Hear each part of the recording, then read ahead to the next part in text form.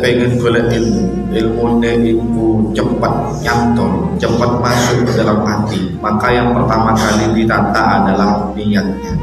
Karena pada dasarnya innama a'malu binniyat, bahwasanya segala sesuatu itu tergantung niatnya.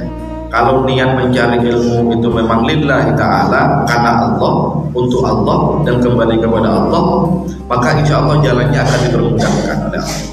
Tujuan utama adalah karena itu perintah dari Allah bagi semua orang, semua makhluk, semua hamba-hambanya Allah diwajibkan untuk mencari ilmu.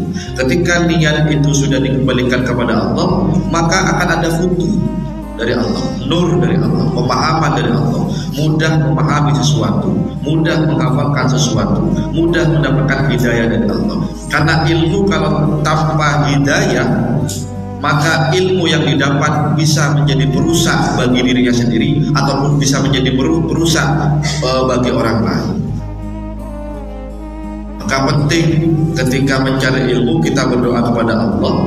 Penting ketika kita mencari ilmu tidak hanya mencari ilmu tapi juga harus riyadhah, tirakan kepada Allah, memohon pertolongan kepada Allah, memohon hidayah kepada Allah agar ilmu yang kita dapat meskipun sedikit itu minimal bermanfaat untuk diri kita sendiri.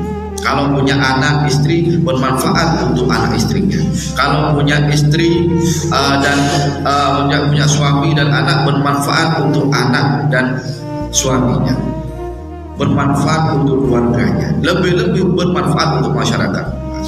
Maka dari itu orang mencari ilmu itu tidak hanya semerta-merta cari ilmu saja, belajar saja, tapi perlu ada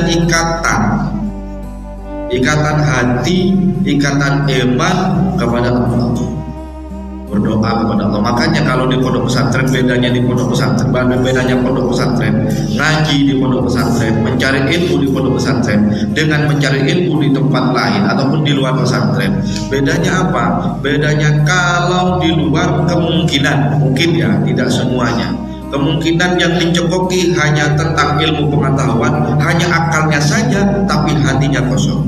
Tapi kalau seumpama di pesantren, kalau di pesantren bukan hanya akalnya saja yang diisi oleh ilmu pengetahuan, oleh ilmunya Allah, tapi hatinya juga diasah, imannya juga diasah.